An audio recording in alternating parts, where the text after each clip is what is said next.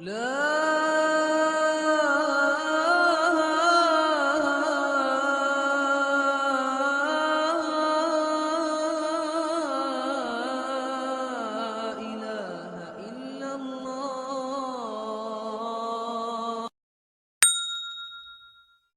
چھوڑیں، مل مل کے بیٹھ جائیں، اپنے آگے دیکھیں، جگہ نہ ہو کسی کے ساتھ۔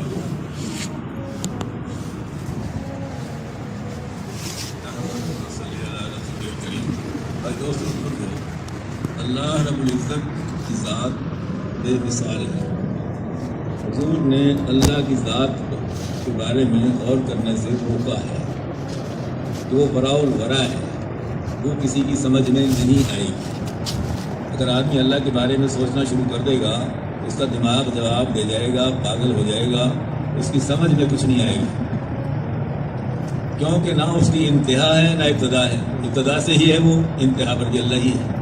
سب سے اول بھی اللہ ہے، سب سے آخر بھی اللہ ہے، اور ہر جگہ پر اللہ ہے۔ جہاں انسان اکیلا ہے وہاں اللہ اس کے ساتھ ہے، جہاں دو ہیں وہاں تیسرا اللہ اس کے ساتھ ہے۔ تو وہ نہ سوتا ہے، نہ اس کو اونگ آتی ہے، نہ نیند آتی ہے، نہ تھکاوٹ ہوتی ہے۔ وہ جب چاہتا ہے، جو چاہتا ہے ہو جاتا ہے۔ اسے کسی کام کو کرنے کے لیے کسی کی محتاجی نہیں ہے۔ اسے کوئی نقشہ نہیں بنانا پڑتا، کوئی سامان اکٹھا نہیں کرنا پڑتا، کوئی مستری نہیں بلانے پڑتے۔ اس کے ارادے کا نام وجود ہے۔ تو اس اللہ نے جب ظاہر ہونا چاہا تو انسان کو پیدا کیا۔ اللہ میں فرماتا ہے کہ میں مخفی خزانہ تھا، جب میں نے چاہا کہ میں ظاہر ہو جاؤں تو میں نے انسان کو پیدا کیا، کسی اور مخلوق کا نام نہیں لیا گیا۔ تو انسان جو ہے یہ اللہ کی سب سے بہترین مخلوق ہے۔ اب انسان کے لیے اللہ نے سب کچھ بنایا ہے، انسان کو مخلوق کے لیے نہیں بنایا، مخلوق کو انسان کے لیے بنایا ہے۔ ہم سمجھے ہیں شاید کہ ہمیں مخلوق کے لیے پیدا کیا گیا ہے، ہم مخلوق میں لگ گئے، مخلوق نظر آ رہی ہے۔ مخلوق ہمارے لیے پیدا کی گئی ہے، ہم مخلوق کے لیے پیدا نہیں کیے گئے۔ اب اتنی بات سارے نبیوں نے سمجھائی کہ انسان کے لیے سب کچھ بنایا گیا ہے۔ زمین، آسمان، سورج، چاند، ستارے، چرندے، پرندے، درندے، حیوانات، جمادات، نباتات، یہ سب انسان کے لیے ہیں۔ ہر چیز انسان کے فائدے کے لیے ہے، کوئی چیز ایسی نہیں جو انسان کے کام نہ آتی ہو۔ تو انسان کو اللہ نے اپنی ذات کے لیے بنایا ہے، اور انسان کو باقی رکھنے کے لیے بنایا ہے۔ انسان کو اللہ تعالیٰ ختم نہیں کریں گے، اس کو ہمیشہ رکھیں گے، لیکن کہاں رکھیں گے؟ اس کے لیے کائنات کا نظام بنایا گیا، یعنی کائنات کا نظام انسان کی اس کے لیے ہے، تربیت کے لیے۔ یہ انسان اس دنیا میں کس طرح چلتا ہے تاکہ اس حساب سے اس کو آخرت میں رکھا جائے۔ تو یہ انسان یہاں کمرہ امتحان میں ہے، اسی لیے دنیا کو مومن کا جیل خانہ کہا گیا ہے۔ کافر کی جنت کہی گئی ہے دنیا، اور مومن کا جہنم بھی کہی گئی ہے۔ کافر کی جنت ہے تو مسلمان جنت کے مقابلے جہنم ہے نا، لیکن وہ لفظ استعمال نہیں کیا جہنم کا، بلکہ جیل خانے کا لفظ استعمال کیا۔ یعنی کافر آزاد ہے، اس لیے اس کی جنت ہے، جو چاہتا کرتا ہے، جو مرضی کھائے، جو پیے، جو کچھ کرے۔ مسلمان پابند ہے، نہ اپنی مرضی سے کھا سکتا ہے، نہ پی سکتا ہے، نہ بیٹھ سکتا ہے، ہر چیز میں اللہ کا پابند ہے۔ جیل خانے میں قیدی ہر چیز کا پابند ہوتا ہے، اب اس کو وہاں کھانا بھی ملتا ہے، اس کو سونے کے ٹائم ملتا ہے، لیکن وہ پابند ہوتا ہے۔ وہاں جمعہ جائز نہیں ہے جیل خانے میں، کیونکہ بندہ آزاد نہیں ہے۔ جمعے کی نماز جیل خانے میں نہیں ہوتی، اس لیے کہ جمعے کی نماز کے لیے آزادی شرط ہے، پر آزادی وہاں ہوتی نہیں، اس لیے جمعے کی نماز جیل خانے میں نہیں ہوتی۔ باقی پانچوں نمازیں آپ پڑھ سکتے ہیں، لیکن آپ جمعہ نہیں پڑھ سکتے آپ۔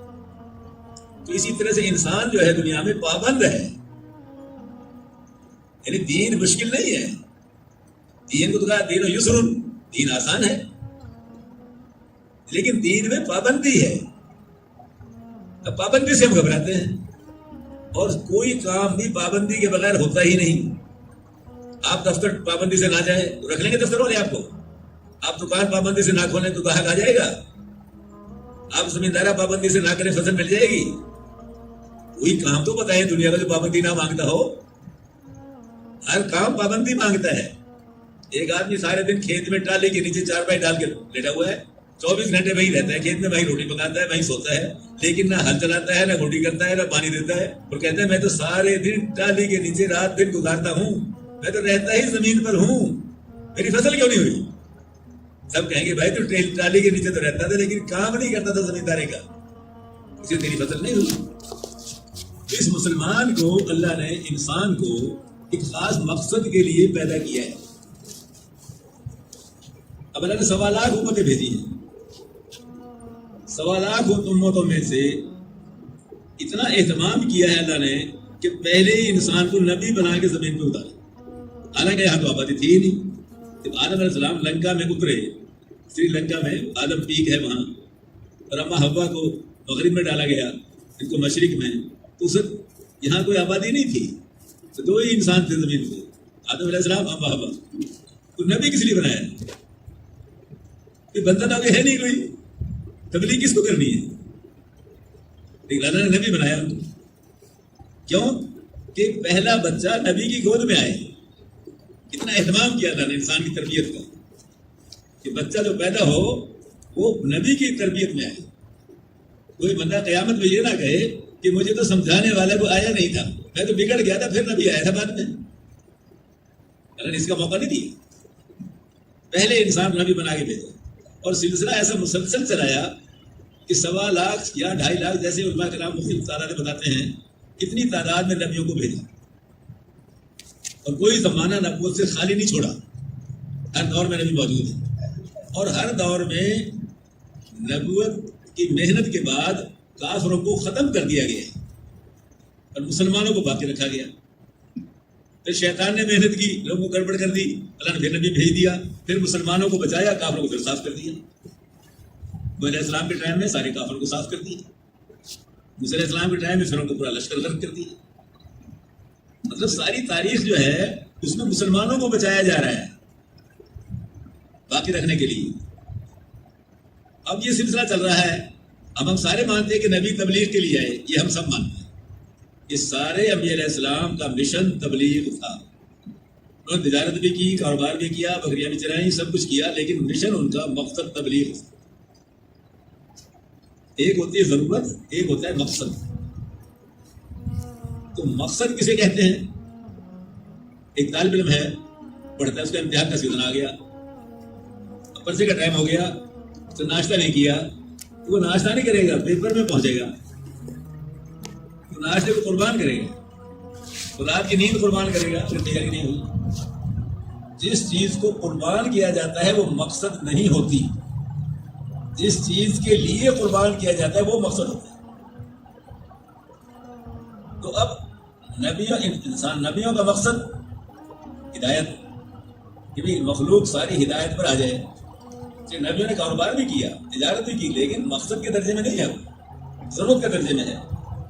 عیسیٰ علیہ السلام 40 دن کے بعد کھانا کھاتے تھے, تبلیغ مسلسل تھی. تو مقصد اور ضرورت, مقصد کو قربان نہیں کیا جائے گا, ضرورت کو قربان کیا جائے گا. تو اب ہم, اللہ نے نبی بھیجے 1.25 لاکھ, اب حضور پر آ کر اعلان کر دیا اب نبی نہیں آئے گا نیا. اب نیا نبی تو نہیں آئے گا, انسان تو آئیں گے. آدم علیہ السلام سے لے کر حضور تک جو آبادی آئی ہے وہ 1/3 ہے دنیا کی آبادی, اور 2/3 آگے آنی ہے قیامت تک. تو 1/3 کے لیے 1.25 لاکھ نبی, اور 2/3 کے لیے صاف کام. کیا مطلب؟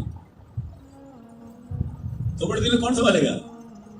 یا تو 2.5-3 لاکھ نبی ہونے چاہیے تھے نا بھائی. جب 1/3 کے لیے 1.25 لاکھ نبی ہے تو 2/3 کے لیے تو 2.5 لاکھ کم از کم ہونے چاہیے نا. لیکن اعلان کیا ہو رہا ہے؟ کوئی نبی اب نہیں آئے گا, حضور آخری نبی ہے. یہاں یہ چیز تو سمجھنے کی ہے کہ جتنے بھی انبیاء علیہ السلام تشریف لائے انہوں نے اپنی امتوں کو دین سکھایا, تبلیغ نہیں سکھائی, کیونکہ تبلیغ امت کے ذمہ تھی ہی نہیں. کسی نبی علیہ السلام نے امت کو تبلیغ نہیں سکھائی. دین سکھایا. امت تبلیغ نہیں کرتی تھی, نبی صرف تبلیغ فرماتے تھے. امت دین پہ عمل کرتی تھی, امت دوسرے امتوں کو نہیں سنبھالتی تھی. اب اللہ تعالیٰ نے اعلان کر دیا اب کوئی نبی نہیں آئے گا, اس لیے حضور پاک صلی اللہ علیہ وسلم نے اپنی امت کو تبلیغ پہلے سکھائی اور باقی دین بعد میں دیا. نماز کا فرض ہوئی معراج کی رات کب ہوا؟ 13 سال کے بعد. روزہ کا فرض ہوا مدینے میں, حج کا فرض ہوا مدینے میں, زکوٰۃ کہاں فرض ہوئی؟ مدینے میں. جہاد کہاں فرض ہوا؟ مدینے میں. مکے میں تو کوئی فرض ہی نہیں ہوا کچھ. تو خدیجہ کا انتقال ہوا, نماز فرض ہی نہیں ہوئی تھی, انہوں نے کوئی فرض نماز پڑھی ہی نہیں. جو مکے میں انتقال کر گئے وہ انہوں نے کسی نے فرض نماز نہیں, اسے کلمہ پڑھا ہے. فرض نماز پڑھی تھی نہیں, نماز فرض پڑھتے گئے, نوافل میں قرآن پڑھتے تھے. تو حضور پاک صلی اللہ علیہ وسلم نے تبلیغ کا عمل امت کو پہلے سکھایا. پہلے دن 4 مسلمان ہوئے. اب سید اللہ عنہ دکان پہ گئے, سودا دیا, لیا, گاہک کو بٹھا لیا, دعوت دی. شام تک 6 بندے تیار کر لیے اور شام کو دار ارقم میں حضور کے پاس لے آئے کہ 6 بندے یہ میں نے تیار کر کلمہ پڑھا. جو کلمہ پڑھتا تھا آگے کلمہ پڑھاتا تھا. نہ نماز روزہ کچھ تھا ہی نہیں, ورنہ مکے میں تو حج مفت ہو رہا تھا. 13 سال مکے میں رہے, 13 حج ہو جاتے صحابہ کرام کو مفت میں. مکے والے حج سے نہیں روکتے تھے, تو حج کو پانی پلاتے تھے, کھانا کھلاتے تھے, حج کا اکرام کرتے تھے. تو مکے میں حج فرض نہیں ہوا. نماز اس لیے مسجد کی ضرورت نہیں پڑی. حضور نے کوئی مسجد الگ نہیں بنائی مکے میں. تو نماز فرض ہوتی تو مسجد الگ بناتے نا. تمہیں نماز فرض ہوئی, اسے کا گم ہو گیا, چلو مدینے چلو. مدینے آتے پہلی مسجد بنائی سب سے پہلے. تو اس پر غور, صرف یہی چیز اگر سمجھ لی جائے تو بات صاف ہو جاتی ہے. اس امت کا مقصد تبلیغ ہے. اس امت کا مقصد نبوت والا مقصد ہے. جو نبیوں کا مقصد تھا وہی اس امت کا مقصد ہے. اس لیے اللہ نے پورے قرآن میں ساری امتوں کی برائیاں بیان کی, جو ان میں عیب ہوتا تھا اس کو بیان کیا ہے کہ اس گناہ کی وجہ سے ان پر عذاب آیا. 25 کے قریب نبیوں کے امتوں واقعات ہیں جن کے ایک ایک پوائنٹ گنوایا گیا ہے کہ یہ عذاب. اس امت کی تعریف کی گئی ہے, اس کا کوئی عیب نہیں گنوایا گیا ہے. کیوں کہ اس کے ذمہ نبیوں والا کام ہے. جب نبیوں والا کام کرے گی تو گھٹیا کام کیسے کرے گی؟ اب ہم حضور کے زمانے سے 1500 سال بعد میں آئے ہیں تو ہم وہ چیز ہی بھول گئے کہ ہمارا مقصد کیا تھا. اس وقت کا جو سب سے بڑا المیہ ہے امت کا اس زمانے کا, وہ اپنے مقصد کو بھولنا ہے. مسلمان تجارت بھی کر رہا ہے, کاروبار بھی کر رہا ہے, فوج پولیس سب کچھ موجود ہے, عدالتیں موجود ہیں, سب کچھ موجود ہے, تبلیغ نہیں. جس پر مدد آنی تھی وہ کام نہیں ہے. اللہ نے کسی قوم پر عذاب نہیں ڈالا جب تک مبلغ یعنی نبی نہیں بھیجا. اور وقت کے نبی نے آ کر ان کو سمجھایا تسلی سے, اور سمجھانے کا ایک ٹائم تھا اللہ کی طرف سے. وہ ٹائم جب پورا ہو گیا پھر امت کی پکڑ کی. بغیر تبلیغ کے اللہ نے کسی امت پہ عذاب نہیں ڈالا. پہلے نبی بھیجا, نبی نے آ کر محنت کی, سمجھایا, جو مان گئے ان کو بچا لیا, اور جنہوں نے نہیں مانا ان کو اڑا دیا. لیکن تبلیغ کے بغیر کوئی ایکشن نہیں ہوا. اب جب حضور تشریف لے آئے, اب امت کے ذمہ سارا کام آ گیا. اب امت نے جب تک تبلیغ کے کام کو کیا تو امت غالب رہی. جب تبلیغ کا کام امت نے چھوڑا امت مغلوب ہو گئی. جب کیسر و کسریٰ نے مار کھائی صحابہ کرام سے تو فلسطین میں ان کی میٹنگ ہوئی. سارے کافر بادشاہ, سارے پوپ پادری سے اکٹھے ہوئے. بادشاہوں نے کہا بڑے پوپ سے کہ کیا وجہ ہے, ہماری ہزار سالہ منظم فوجیں, ہتھیار, ہر چیز جدید ترین ہمارے پاس, اور تعداد ہماری زیادہ, تربیت یافتہ فوج, اور یہ عرب کے بدو ان کو تیرنا بھی نہیں آتا, یہ تو سب سے گئے گزرے تھے پوری دنیا میں, ہم ان پر حکومت کرنا بھی نہیں چاہتے تھے, اور آج ان چند انسانوں کے سامنے ہماری فوجیں ٹھہر نہیں سکتی. یہ کیا بات ہے؟ اب پوپ نے جو جواب دیا وہ ہماری سمجھ میں نہیں آ رہا. پوپ نے کہا ان کا نبی ان کو خالی چھوڑ کر نہیں گیا ہے. جیسے اور نبی آتے تھے چلے جاتے تھے, نیا نبی آ جاتا تھا, ان کا نبی اس طرح نہیں ہو گیا. ان کے نبی نے اپنے دنیا میں جانے سے پہلے اپنا جوہر ان کو منتقل کر دیا ہے, تبلیغ کا فن سکھا دیا ہے, عملاً کر کے دکھا دیا ہے. اور صحابہ کرام سے نبی پاک صلی اللہ علیہ وسلم نے مدینے میں آ کر 150 سفر کرائے ہیں صحابہ کرام سے, جن میں 25 سفروں میں آپ خود شریک ہوئے اور 125 میں صحابہ کرام یا امیر مامور سارا کام ان سے کرایا. حضور نے پردہ فرمانے سے پہلے امت کو اس درجے میں تیار کر دیا کہ امت نے ساری دنیا سنبھال لی. تو ان کا نبی پوپ نے کہا وہ ان کو جوہر دے کر گیا ہے, وہ جوہر جب تک ان کے پاس ہے تبلیغ کا تم ان پر غالب نہیں آ سکتے. اب سارے کفار کا اندیا بدل گیا. سب نے کہا ان سے لڑائی بند کرو, جو یہ کہتے ہیں کو دے دو, جو علاقہ مانگتے ہیں دے دو, ان سے لڑو مت, ان سے دوستی لگاؤ. اب دوستی کی آغاز میں کیا ہوا کہ جی ہم آپ کی مدد کرنا چاہتے ہیں. کیا مدد کرنی ہے؟ ہم آپ کی معیشت میں آپ کی مدد کرنا چاہتے ہیں. تو انگریزوں کی دوستی سے پہلے سارے مسلمانوں کا جو سسٹم تھا وہ معال پر تھا. انجام, معال, میم الف بدا لام, معال, معال کہتے ہیں انجام کو, یعنی آخرت کی بنیاد پر سارا سسٹم تھا. نماز کے اوقات میں بازار بند ہوتا تھا, دفتر بند ہوتے تھے, اذان ہوتے ہی ہر بندہ مسجد میں ہوتا تھا. صدر صاحب بھی, وزیر اعظم صاحب بھی, پارلیمنٹ بھی, سب مسجد میں ہوتے تھے. انگریز کی دوستی کے بعد معال کا مدہ اڑ گیا اور ہمارے سامنے مال آ گیا. انگریز کا مال کمانے میں مدد دیں گے, تم اپنے آدمی دو, ہم ان کو فیکٹریوں میں کام سکھائیں گے, تو پھر کہیں گے پھر ہم وہی فیکٹریاں تمہارے یہاں لگا دیں گے, تم خود فیکٹریاں چلاؤ. اور سارا سسٹم ایسا بنا دیا کہ نماز کے اوقات میں پھنسا دیا ان کو. اب خبریں جب لگتی ہیں عشاء کی نماز کا ٹائم ہوتا ہے, سارا میڈیا کفر کی نمائندگی کر رہا ہے. فجر کے ٹائم ٹی وی کھولو تو ہر نماز پر ٹی وی چل رہا ہے, میچز ہو رہے ہیں, پروگرام ہو رہے ہیں. اذان نماز کوئی احساس نہیں, میڈیا 24 گھنٹے چل رہا ہے. جب بھی بٹن آن کرو گے پروگرام سامنے ہے. اب بچے نماز چھوڑ کے ٹی وی دیکھتے ہیں. انہوں نے یہ کہ نماز نہ پڑھو, انہوں نے نماز کے اوقات میں مصروف کر دیا کمائی میں اور شغل میں. یہ ہمارے ساتھ ہوا. اب اور یہ چلا 150 سال. انگریز حکومت کا ترمٹ 1857 کے بعد, یعنی پھر 1947 تک تقریباً 150 سال کا وقفہ ہے. یہ اس 150 سال میں اس نے ہمیں مسجد سے ہٹا کر مزار کے ساتھ لگا دیا.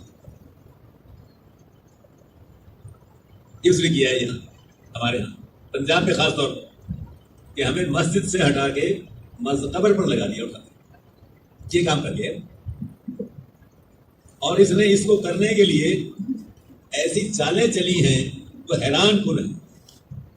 اس نے ریلوے اسٹیشن کے پاس ایک آدمی کو پیر بنا کے بٹھا دیا.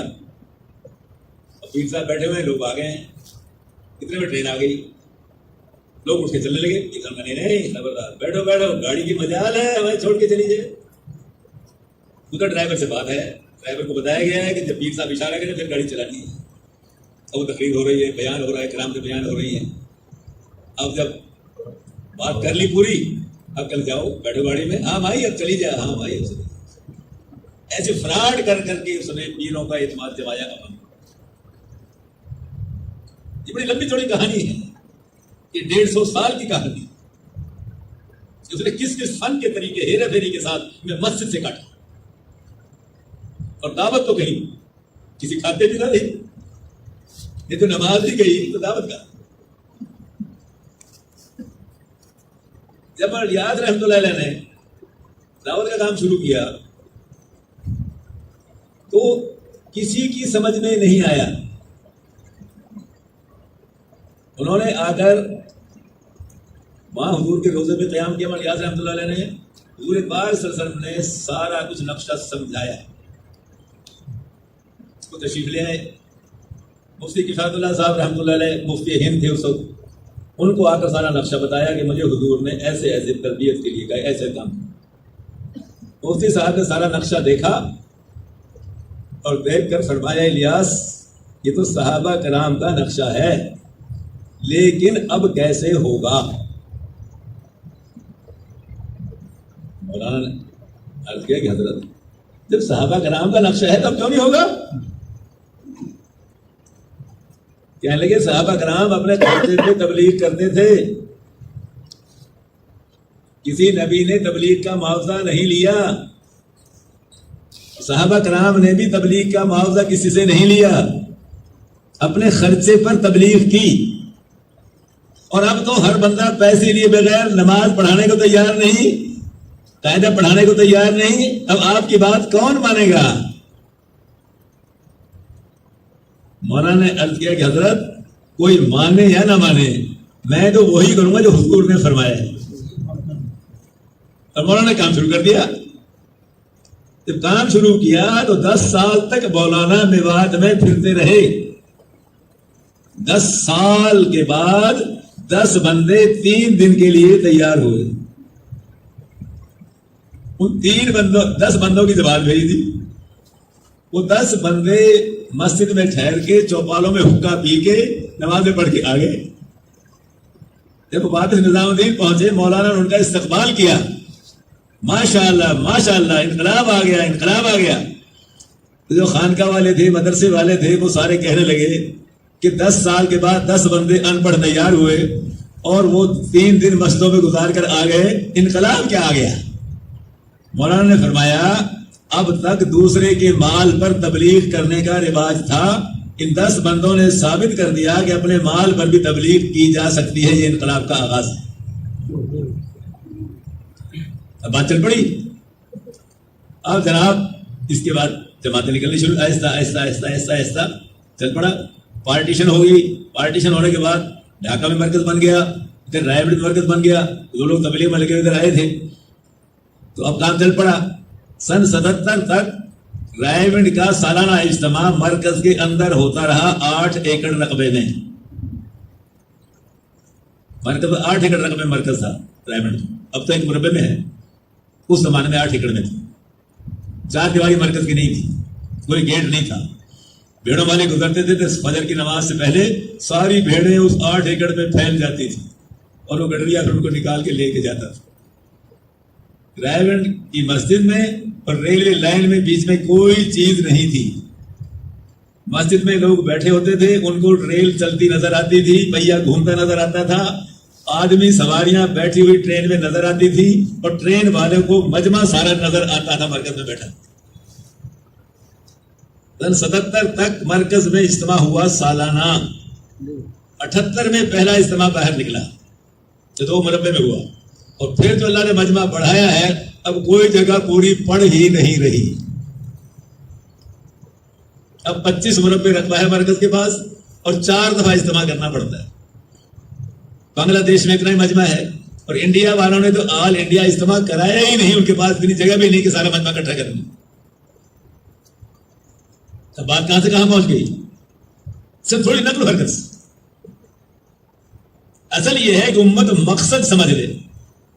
اب ہم یہ سمجھ رہے ہیں کہ اگر تبلیغ کا کام ہم کریں گے تو ہمارا معاشی نظام درہم برہم ہو جائے گا۔ شیطان ہمیں پڑھاتا ہے بھائی تم سارے سال کماتے ہو تو تمہارا گزارا نہیں ہو رہا۔ تبلیغ والے کہتے ہیں 4 مہینے کے لیے نکل جاؤ۔ جب 4 مہینے جائیں گے تو رائے والے پہلے پوچھیں گے خرچہ کتنا لے کے آئے ہو، تو 2 مہینے کی کمائی لے کے جاؤ، 4 مہینے کی ختم، تو 6 مہینے کی کمائی ختم ہو گئی 4 مہینے میں۔ تو نظام 12 مہینے کی کمائی میں چل نہیں رہا تھا، اب 6 مہینے کی کمائی میں کیسے نظام چلے گا؟ یہ شیطان پٹی پڑھاتا ہے۔ تو ہمیں عملاً پیش آتی چیزیں 3 چلنے کے لیے جب آدمی میں تیار ہوں، لیکن دیکھتا ہے کہ میرا کاروبار، میری دکان، میرا دفتر، میری چھٹی، میرے خرچے کا مسئلہ، تبلیغ والے تو خرچہ مانگیں گے پہلے، امیر صاحب کے پیسے جمع کراؤ پہلے۔ بات میری سمجھ رہے ہیں نا آپ؟ میں سیریسلی بات کر رہا ہوں۔ یعنی اس چکر میں ہم اٹکے ہوئے ہیں۔ تبلیغی کام کو شروع ہوئے 95 سال ہو گئے ہیں، تو 95 سال میں بات کھل کر ہمارے سامنے آ گئی ہے۔ یہ نہیں کہ اب تبلیغ کو لوگ سمجھ نہیں رہے، یہ بات نہیں ہے۔ اب رکاوٹ مسائل ہیں، مسائل کہ تبلیغ میں جائیں گے تو معاش کا کیا ہوگا. اب اللہ تعالیٰ نے 2 چیزیں مقرر کر دی کہ تم دنیا میں کتنے دن رہو گے یہ مقرر ہے، زندگی کتنی ہوگی یہ مقرر ہے، اور تمہاری روزی کتنی ہوگی یہ مقرر ہے. جب تک زندگی پوری نہیں ہوگی اسرائیل نہیں آئے گا آپ کے پاس، اور جب تک میکائیل کا نظام آپ کے ساتھ چل رہا ہے اسرائیل پھر بھی آپ کے پاس نہیں آئے گا. وہ اس دن آدمی کے پاس آتا ہے جب اس کی روزی اور اس کا ٹائم ختم ہو جاتا ہے. بعض لوگوں کی روزی ختم ہو جاتی ہے، ٹائم باقی ہوتا ہے تو موت سے پہلے کھانا پینا چھوٹ جاتا ہے. بعض کی روزی باقی ہوتی ہے، ٹائم تھوڑا رہ جاتا ہے تو وہ مرنے سے پہلے خوب کھاتا پیتا ہے، اس کو خوب بھوک لگتی ہے بیماری میں. تو جب تک وہ روزی پوری نہیں کر لیتا اور ٹائم پورا نہیں کر لیتا اسرائیل نہیں آتا. اب روزی کے ساتھ کمائی شرط نہیں ہے، کمائی کی اجازت ہے. کماؤ. ہم کماتے کیوں ہیں؟ ہم کماتے ہیں اپنے ناک کے لیے، اپنے وقار کے لیے، اپنی چودراہٹ کے لیے، اپنے پھلنے خواہ بننے کے لیے. برادری مجھے عزت کی نگاہ سے دیکھے، میری سواری ایسی ہونی چاہیے، میرا مکان ایسا ہونا چاہیے، اس کا ڈیزائن ایسا ہونا چاہیے، میرا کھانا پینا کپڑے پہننے ایسے ہونے چاہیے. آدمی اپنی ٹور ٹار کے چکر میں ہوتا ہے، ورنہ بچے کماتے ہیں، چھوٹے بچے اور بوڑھے نہیں کماتے نا. فوج کماتی ہے، پولیس کماتی ہے، یہ ڈاکٹر کماتے ہیں، وکیل کماتے ہیں، یہ ٹیچر حضرات کماتے ہیں، یہ مدرسے کے طلباء مدرسے کے علماء کماتے ہیں. صرف 2 طبقے ملک میں کماتے ہیں. ایک زمیندار جو زمین پر محنت کرتا ہے، سبزیاں پھل باغات اناج وغیرہ پیدا کرتا ہے، اور ایک فیکٹری والے جو آپ کے لیے برتن چیزیں مشینری بناتے ہیں. صرف ملک میں 2 طبقے کماتے ہیں، ایک فیکٹری والا اور ایک زمیندار. باقی سارا ملک ان 2 کے سہارے پر کھاتا ہے، چلتا ہے. زمیندار فصل بیچتے ہیں، گڈے پہ لاد کے فصل کو منڈی میں لے جاتا ہے. چونگی والا مفت میں پیسے لے لیتا ہے. چونگی والا کہ تو نے غلطی کی، بازار میں کیوں لے کر آئے اپنی فصل کو، پیسے رکھ دے. اب آگے گیا آڑھتی کہتا ہے کمیشن رکھ دے. پھر فیکٹری والا آڑھتیوں سے مال خرید کے لے جاتا ہے. تو سارا کچھ زمیندار اور اس فیکٹری والے کے سر پر ملک چل رہا ہے. باقی سارے باقی جو نہیں کماتے وہ مزے میں بیٹھ کے ٹیبل پہ جناب ٹھاٹ باٹ سے کھاتے ہیں، اور جو کماتا ہے بیچارہ وہ دن رات مٹی میں رلتا ہے. اگر کمائی پر فیصلہ ہوتا تو یہ مٹی میں رلنے والا ٹیبل پہ بیٹھ کے آرام سے کھاتا، اور یہ ٹیبل پر بیٹھ کر حکومت کرنے والے یہ ذلیل ہو کے نیچے کھاتے. مسئلہ الٹا ہے. تو روزی کا معاملہ کچھ اور ہے. بات نہیں سمجھ رہے ہیں؟ اگر روزی کا معاملہ کمانے پر ہوتا تو فوجی کو کچھ نہ ملتا. وہ کیا کماتا ہے؟ پولیس والے کچھ نہ ملتا، لیکن وہ ٹور سے کھاتا ہے، ٹھاٹ سے کھاتا ہے. اس کے لیے 10-10 20-20 سال کا ایڈوانس راشن جمع ہوتا ہے. لڑائی ہو سکتی ہے، حالات خراب ہو سکتے ہیں، تو فوج پہ کیا کرے گی؟ بات سمجھے نا میری آپ؟ تو جو نہیں کما رہے ان کے لیے ایڈوانس بکنگ ہو رہی ہے، اور جو کما رہے ہیں وہ بیچارہ کبھی اس کو ملتا ہے کبھی نہیں ملتا. اس مسئلے کو سمجھ لیں آپ کہ آپ تبلیغ کریں یا نہ کریں، آپ نماز پڑھیں یا نہ پڑھیں، آپ مسجد میں آئیں، روزی کا مسئلہ نہیں کوئی چکر. روزی خدا کافر کو بھی دے رہے ہیں، روزی ہندو کو بھی مل رہی ہے، بنیے کو بھی مل رہی ہے، دہریے کو بھی مل رہی ہے، حتیٰ کہ سانپ بچھو کو بھی روزی مل رہی ہے. ایک ڈاکو تھا، وہ لوگوں کو لوٹنے مارنے میں کربی قبیلے کا تھا.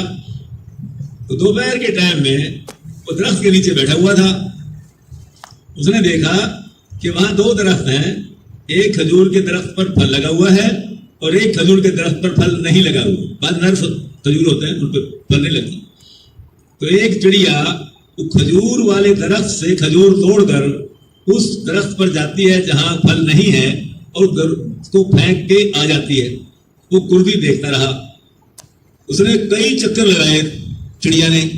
کردی نے سوچا چڑیا کے لیے ایک کھجور ہی کافی ہوتی ہے، چڑیا ایک کھجور بھی نہیں کھا سکتی، اتنی چھوٹی ہے. تو یہ چکر پہ چکر لگا رہی ہے، چکر کیا ہے؟ وہ کردی اس خوش درخت پہ چڑھا. اوپر جا کے دیکھا کہ وہاں ایک اندھا سانپ منہ کھولے ہوئے بیٹھا ہوا. اور وہ چڑیا وہ دانا کھجور کا اس کے منہ میں ڈال رہی ہے. کردی کو روڑ آ گیا اور کہنے لگا میرے اللہ یہ سانپ جس کو تیرے نبی نے مارنے کا حکم دیا جب یہ معذور ہو گیا تو نے اس کی روزی پر چڑیا کو لگا دیا اور میں تیرے نبی کو ماننے والا نے مجھے لوگوں کو لوٹنے پر لگا دیا. خیر سے آواز آئی ہمارا تو دروازہ توبہ کے لیے کھلا ہوا ہے. اس نے وہی تلوار توڑ دی. اس کے ساتھی آئے کیا ہو گیا سردار آپ کو؟ کہتے میں نے سلو کر لی. تو سارا قصہ سنایا سب نے توبہ کی. تو روزی کا معاملہ جو ہے وہ کچھ اور ہے.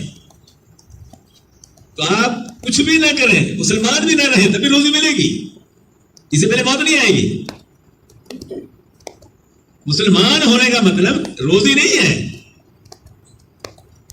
مسلمان کا تو مشن نبی کا مشن ہے اور جب مسلمان نبی کے مشن کو اختیار کرے گا تو پھر یہ قربانیاں دینی پڑیں گی کاروبار کی چیزوں کی چھوٹی موٹی.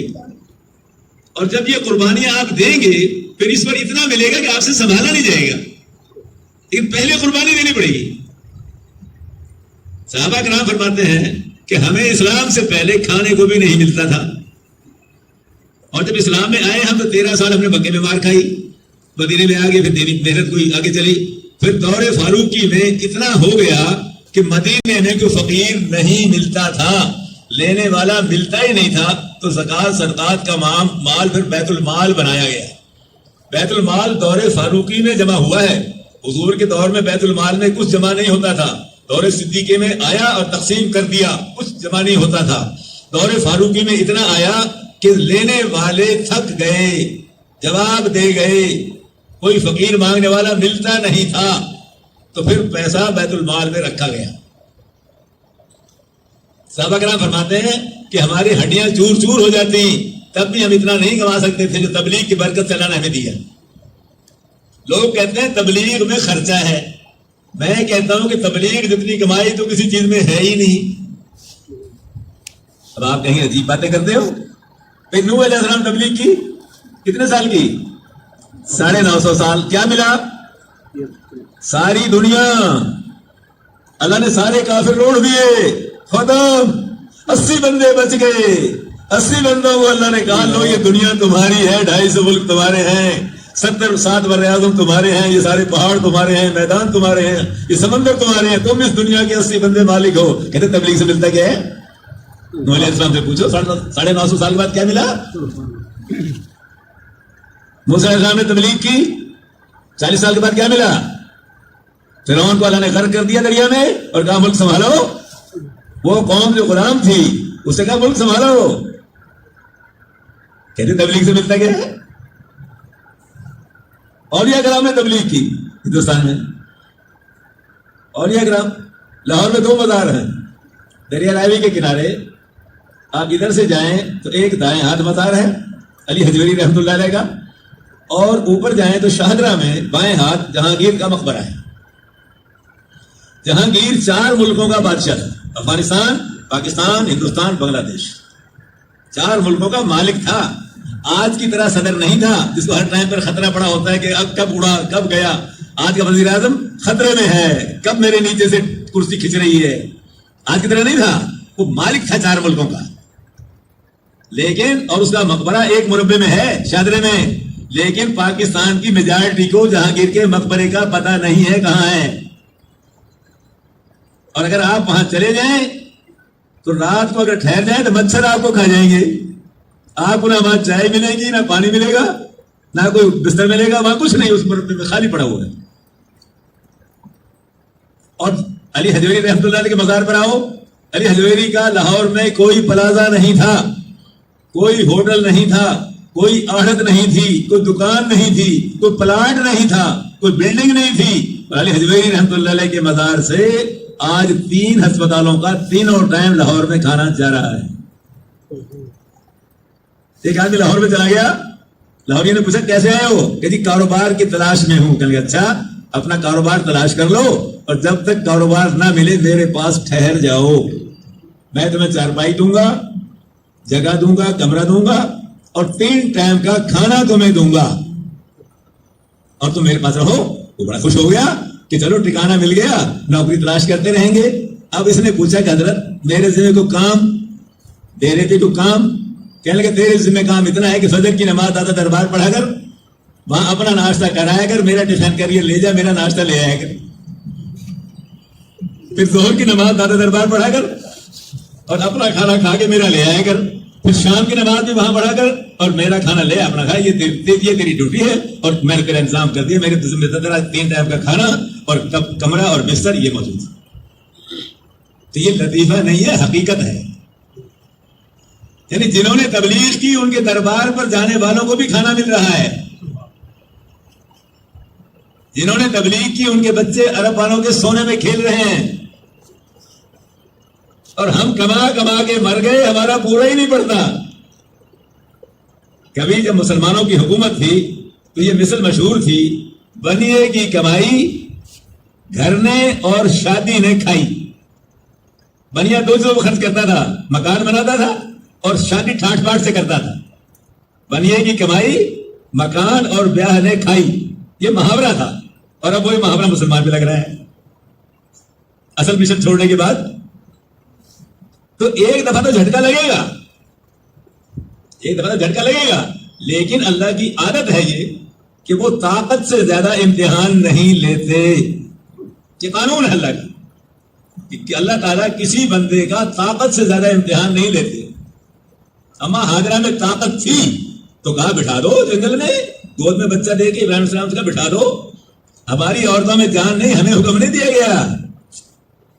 اسماعیل میں جان تھی, کہا چھری کے نیچے لیٹ جاؤ, ہمیں نہیں کہا بچے ذبح کرو. اللہ کا یہ قانون ہے کہ اللہ حکم دیتا ہے طاقت کے مطابق اور اجر دیتا ہے نیت کے مطابق. وہ جتنا اجر دیتا ہے اتنا کام نہیں لیتا, کام لیتا ہے طاقت کے مطابق. اس لیے اگر آپ ہمت کر لیں گے 4 مہینے کی تو اللہ وہ آپ کا نظام 6 مہینے کی کمائی میں سال چلا دیں گے. کیونکہ تبلیغ اس نے آپ کے ذمہ فرض کی ہے, نبوت آپ کی وجہ سے ختم کی ہے, تبلیغ آپ کے ذمہ لگائی ہے. تو اب تبلیغ آپ نے نیت کر لی, روزی اس نے مقدر کی ہوئی ہے, تو وہ کہاں سے دے گا کیا دے گا یہ معاملہ اس کا ہے, ہمارا نہیں ہے. جب ہم اس کا حکم پورا کریں گے تو ہمارے اسی معاملات کے اندر اللہ میاں سے ایک آدمی دکاندار تھا, سیزن پر چلا گیا, وہ جناب چلے میں چلا گیا, ساتھی روکتے رہے سیزن ہے لاکھوں کی کمائی ہے کہ نہیں میرا چلا آ گیا, میں چلا گیا. جب وہ واپس آیا تو سارے دکاندار کہے میرے 3 لاکھ بچے, میرے 4 لاکھ بچے, میرا یہ ہوا میرا یہ ہوا. بیٹھ کے بیچارہ دکان پہ آ گیا. ابھی بیٹھا ہی تھا کہ ایک گاہک آیا, آگے چلے گی تیرے پاس جو دکاندار دکان کے باہر سیمپل لگائے رکھتے ہیں کہ میری دکان میں یہ مال ہے. اس نے پوچھا بھی تیرے پاس یہی کچھ ہے یا اور بھی کچھ ہے؟ یہ میرا گودام بھرا ہوا ہے, میں تو چلے میں گیا ہوا تھا اور باقیوں کی دکانیں ساری خالی تھی. وہ گاہک سارا بازار دیکھتے ہوئے آتا وہاں آ کے جس سے پوچھے کہ ہمارا مال ختم ہو گیا ہے, سیزن میں بک گیا ہے, اب لائیں گے پھر بیچیں گے. جب اس کے پاس آیا کہ تیرے پاس یہی کچھ ہے یا اور بھی ہے کہ میرا تو گودام بھرا ہوا ہے, چل گودام دکھا. وہ گیا, سارا ٹرک لے آیا وہ اور سارا گودام لوڈ کر کے ایک ہی دن میں لے گیا. کیونکہ اس کا جو مقدر تھا وہ 4 مہینے میں چلا گیا, اللہ نے مقدر سمیٹ دیا, اس کے آنے پر کٹھا دے دیا. جیسے آپ کے مقدر میں 1 لاکھ روپیہ ہے, ایک آپ کو 1 لاکھ یکمشت دے دیا جائے, ایک اسے لاکھ کے پیسے بنا کے چمنیاں ٹھنیاں بنا کے اور پورے بہاولپور میں بکھیر دیا جائے کہ کاکا چڑھتا رہے کھانا رہا چل رہے. تو جو دین کا کام کرتے ہیں اللہ ان کی روزی کو سمیٹ دیتا ہے. اب عام لوگوں میں مشہور ہے تبلیغ والوں, پہلے ہم تو نئے تبلیغ میں لگے کہ تمہیں امریکہ پیسے دیتا ہے, سعودیہ پیسے دیتا ہے, فلاں دیتا ہے, فلاں دیتا ہے. تو میری عادت کبھی بھی گول مول بات کرنے کی نہیں ہے. میں ان سے کہتا تھا بھائی ہمیں تو کوئی بھی دیتا ہے, تم تو نہیں دیتے نا. رائے میں بیٹھے ہوئے تاجر, میں گیا, نواز شریف نے 5 کروڑ روپے بھیجا تھا, عبدالرحمان صاحب نے کھڑکایا اس لانے والے کو بھی, اور اس لانے والے نے کہا کوئی 5 کروڑ آپ کو کسی نے پیش کیا ہے؟ عبدالرحمان صاحب نے کہا 5 کروڑ کسی نے واپس کیا ہے, بھگو یہاں سے. طبیعت جیسی تھی جلا دی. میں منڈی میں گیا تو وہ سارے تاجر بیٹھے ہوئے, کہ یہ برکت کا آدمی آ گیا ہے, اس سے پوچھو ہمیں کیا ہوا. شیخ برادری بیٹھی ساری, تو کیا ہوا کہ تم نے 5 کروڑ, تسی وہ پنجابی بولتے 5 کروڑ واپس کر چھڑیا. میں کہا کیا ہو گیا شہر کہ 5 کروڑ کچھ نہیں ہوتے؟ اب اس زمانے کا 5 کروڑ آج کا 5 کروڑ ہوتا ہے، تو نواز شریف کے دور کا 5 کروڑ تھا، تو کہیں گے 5 کروڑ ایزی ہوتا ہے. میں نے ان سے کہا کہ ہمارا اجتماع ہوتا ہے نا کہ ہاں کتنا مجمع ہوتا ہوگا کہ 10 لاکھ کے قریب ہوتا ہے. مگر 10 لاکھ بندہ سارے پاکستان سے آتا ہے، تو جو کراچی سے آتا ہے تو 1000 روپیہ کرایہ ہے کم سے کم آنے کا، اور اسپیشل ٹرینوں کے 3-3 4-4 ہزار روپیہ فیکس ہے. تو اگر کراچی سے یہ مجمع آ رہا ہے 10 لاکھ کا، تو 10 لاکھ کو 1000 سے ضرب دو، 1 ارب روپیہ ہو گیا. 10 لاکھ کو 1000 سے ضرب دیں تو 1 ارب ہو گیا، 100 کروڑ ہو گیا. تو میں کہا 100 کروڑ تو ہمارا کرایہ، آپ 4 کروڑ کو کیا سمجھ رہے ہیں؟ اب سب کی آنکھیں کھل گئی کہ تصویر کھانے کتنے ہو. میں نے کہا کون کہتا ہے کہ ہم نہیں مانگتے؟ ہم تو خوب مانگتے ہیں، لیکن مانگتے کس سے ہیں یہ آپ نے نہیں سوچا. میں یہاں بہاولپور میں ہی وہ اپنے ٹرسٹ کالونی میں نماز کے لیے آیا، کہ فقیر مسجد کے اندر کھڑا ہوا مانگ رہا تھا. نماز پڑھ گیا. میں کہ بابا جی کیا کر رہے ہیں آپ؟ جی مانگ رہا ہوں. میں کہ بابا جی کہاں کھڑے ہو؟ پتہ ہے جی مسجد میں. مسجد کس کا گھر ہے؟ کہ جی اللہ کا. میں کہا تو چیئرمین کے پاس جائے یا M L A M P کے جائے وزیر کے پاس جائے اور اس کا مہمان ٹھہرے اور 82 کے گھر سے روٹی منگا کے کھائے تو وہ تیرے ساتھ کیا کرے گا؟ کہ جی میں نے مارے گا. وہ تو مارے گا نا. تو اللہ کے گھر میں آ کر بھی اللہ کے غیر سے مانگ رہا ہے، اللہ تجھے کیا کرے گا؟ وہ تو برداشت والا ہے. میں نے کوئی چودھری ہوتا تو پہلے چکن مارتا بھی. تو میں نے کہا تبلیغ والے خوب مانگتے ہیں، کون کہتے ہیں نہیں مانگتے؟ لیکن جو دیتا ہے اس سے مانگتے ہیں. فقیروں سے کیا مانگے؟ میں کہا تم نے دیکھا نہیں نماز پڑھی؟ کہ ہاں نماز پڑھی. لوگوں نے کیا کیا؟ انہوں نے نماز کے بعد ہاتھ اٹھائے تھے دعا کے لیے. کیا کر رہے تھے وہ ہاتھ اٹھا کے؟ اللہ سے مانگ رہے تھے. مگر یہ تو سارے منگتے تھے جو مسجد میں اللہ سے مانگنے آئے تھے. تو اللہ کے گھر میں آگے اللہ کے منگتوں سے تو مانگ رہے تھے، مرمت نہیں ہوگی. کہتا تبلیغ والے مانگتے میں مانگتے خوب مانگتے ٹھیک ہے، لیکن جو دیتا ہے اسے مانگتے ہیں نا، فقیروں سے نہیں مانگتے. جو پہلے فقیر ہے اللہ کا، اس سے کیا مانگنا ہے؟ اسے اپنا پورا نہیں پڑ رہا ہے، ہمیں کیا دے گا؟ بات نہیں سمجھ آئی؟ سارے ولیوں نے اللہ سے مانگا ہے، سارے صحابہ نے اللہ سے مانگا ہے، سارے نبیوں نے اللہ سے مانگا ہے. حضور گھر تشریف لائے، اپنے اما عائشہ سے پوچھا کھانے کو ہے کہ نہیں؟ کچھ نہیں. آپ مسجد تشریف لے گئے، نفل پڑھے، دعا کی، پھر آئے کچھ آیا ہے کہ نہیں آیا. پھر مسجد گئے، دعا کی، پھر آئے. تیسرے یا چوتھے چکر میں وہ ہدیہ آ گیا، سمجھے نا. تو حضور نے کسی سے نہ، حالانکہ حضور کے 2 سسر تاجر تھے، عثمان غنی نہ حضرت ابو صدیق اور عمر فاروق دونوں تاجر، اور 2 داماد تاجر تھے، عثمان غنی اور حضرت علی. چاروں کو نہیں بتایا کہ میرے گھر میں کھانے کو نہیں ہے. نہ دامادوں کو بتایا نہ سسر کو بتایا کہ میرے گھر میں کچھ ہے نہیں. نفل پڑھے جا کے. حضور نے اللہ سے لینا سکھایا. ہم نے جب سے اللہ سے لینا چھوڑ دیا ہم فقیر بن گئے. بات سمجھ آئے گی نہیں؟ تو تبلیغ اللہ کا کام ہے. اب گورنمنٹ آپ کو افسر منتخب کر لے، بھائی یہ آپ مطلب ہے کہ ضلع بہاولپور کے بڑے افسر آپ کو ہم لگا دیا. اب آپ گھر میں بیٹھے ہوئے ہیں. اب لوگ کہتے ہیں بھائی تم تو بہت بڑے افسر بنا دیے گئے ہو ضلع بہاولپور کے، تم جاؤ دفتر میں. کہ جی میرے پاس تو کپڑے نہیں ہیں، میرے پاس تو گاڑی نہیں ہے، میرے پاس تو پیسے نہیں ہیں، میں دفتر میں کیسے جاؤں؟ کہتے تو تو پاگل ہے. ارے دفتر میں جا، تیرے لیے وہاں دفتر میں سب کچھ ہے، پیسے بھی ہیں، بینک بیلنس بھی ہے، گاڑی بھی کھڑی ہے، ملازم بھی کھڑا ہے، ڈرائیور بھی کھڑا ہے، سرکاری پیٹرول بھی موجود ہے. تو جا تو صحیح وہاں دفتر میں، تو گھر بیٹھا ہے. تو بھائی تبلیغ نبیوں کا کام، اور نبیوں کی اللہ نے مدد کی ہے. پہلی امتوں کو آسمان سے کھانے دی. جب فرعون کو غرق کیا گیا، بنی اسرائیل میدان میں چلے گئے، تو 40 سال تک اللہ نے 6 لاکھ بندوں کو آسمان سے حلوہ اور بٹیر کھلائے. اب ہم دعویٰ کرتے ہیں کہ ہم موسیٰ علیہ السلام کی امت سے افضل ہیں، ہمارا نبی سارے نبیوں کا سردار، ہماری امت ساری امتوں کی سردار. تو غلام قوم نے تو آسمان سے کھانے اتروا لیے اور ہم 4 مہینے میں بھوکے مر جائیں گے. یار ذرا غور کریں اپنی حالت پر، ہم کہاں چلے گئے؟ اندر چور اتنا ہی ہے نا کہ بھی تبلیغ میں جائیں گے تو پیسے کم پڑ جائیں گے، گھر کا نظام تیرے برم ہو جائے گا. یہی چکر ہے نا، کوئی اور ہے؟ تبلیغ تو کرنا چاہتے ہیں، 90 سال میں سب کچھ بات کھل کے سامنے آ گئی ہے. اب رکاوٹ یہ ہے کہ نظام معاشی کیسے چلے گا. تو اللہ کی عادت ہے کہ پہلے عمل کراتے ہیں. یوسف علیہ السلام کو زلیخا نے 7 تالوں کے اندر بند کر کے تالے لگا کے کہا جی ہم اب یوسف علیہ السلام پریشان ہو گئے تو اللہ یہ بھی کر سکتے تھے زلیخا کو موت دے دیتے وہاں, زلیخا مر جاتی. یہ نہیں کیا اللہ نے کہا دوڑ لگاؤ. یوسف علیہ السلام نے کہا دوڑ لگاؤ. اب اسے یہ نہیں سوچا یوسف علیہ السلام نے کہ 7 تالے لگے ہوئے ہیں, دوڑ کہاں جاؤں, یہ نہیں سوچا, دوڑ پڑے بس. جب دوڑے تو تالے ٹوٹتے چلے گئے. تو اللہ دوڑ لگواتے ہیں پہلے, ہم اس دوڑ سے گھبرا رہے ہیں. دوڑ کوئی چکر نہیں, نہ سمجھ چکے ہیں ہم سب کچھ. تبلیغ ضروری ہے, تبلیغ کرنی ہے, تبلیغ ہمارا کام ہے, ہم آخری نبی ہے کی امت ہے اور تبلیغ ہمارے ذمے ہے, نبوت ہمارے لیے ختم کیا, سب کچھ سمجھ چکے ہیں. 90 سال میں کوئی بات چھپی نہیں رہی, ہمارے بزرگوں نے کھول کھول کے بیان کر دیا ہے سب کچھ. اب اٹکاوا صرف یہ ہے کہ ہم یوسف علیہ السلام کی دوڑ لگانا نہیں چاہتے, اور اللہ کی سنت ہے کہ پہلے دوڑ لگواتے ہیں پھر تالا توڑتے ہیں.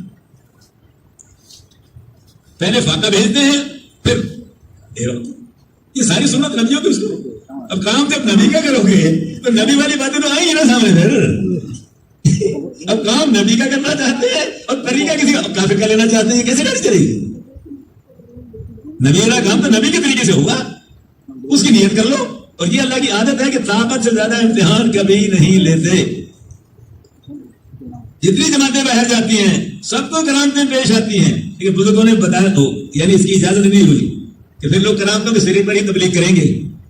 ہر جماعت کو کرامتیں پیش آتی ہیں, جیسے حالات آتے ہیں ویسے اللہ تعالیٰ مدد بھیجے. تو نکلے گا تو نکلے گی, کرامت آئے گی نا. اب گھر پہ ہم کیا کہتے ہیں کہ پہلے 10 لاکھ کا ڈرافٹ ہمارے گھر پر آ جائے آسمان سے, پھر امریکہ جانے کے لیے نام دیں گے. یہ ایسا ہوتا ہے, یہ سنت ہے ہی نہیں اللہ کی. اللہ کہتے پہلے چلو پھر دیکھو. آسان مسئلہ ہے کہ نہیں؟ ابھی چکر میں ہم کہ یار بات تو ٹھیک ہے, لیکن دیکھیں موٹی بات میں کروں آپ سے. صحابہ کرام نے کام شروع کیا تبلیغ کا, 13 سال مکے میں لگے, 10 سال مدینے میں, 23 سال کے بعد مجمع 10,000 کا ان کے پاس تھا, 1.25 لاکھ کا. 1.25 لاکھ کے مجمع نے دور فاروقی میں تقریباً 3 بر اعظم فتح کر لی. یعنی 40-50 سال کے اندر اندر سارا کچھ ہو گیا. ہمیں تبلیغ کرتے ہوئے 95 سال ہو گئے, تو کنٹرول کیوں نہیں ہو رہا ہول ورلڈ؟ اسی لیے کہ ہم قربانی کے ساتھ نہیں چل رہے, ہم مصلحت کے ساتھ چل رہے ہیں. اور جو ایک دفعہ چاروں لگاتا ہے پھر وہ بیٹھ جاتا ہے, سلام چلا دیتا ہے, سروز میں ڈنڈی مارتا ہے, سروزہ دیتا ہے, تالی میں ڈنڈی مارتا ہے, گشت میں ڈنڈی مارتا ہے. یہ ڈنڈیاں جو ہمارے ہیں یہ ہمیں عالمی سطح پر روکے ہوئے ہیں. ورنہ اس وقت 3 کروڑ کا مجمع ہے جو تبلیغ کے وقت لگا چکا ہے. اب 3 کروڑ کا مجمع اگر ایک بندے کو روز تیار کرے ایک آدمی, تو اس دن 6 کروڑ بندے ہوں گے. 1 سال کے اندر اندر ساری دنیا کور ہو جاتی ہے.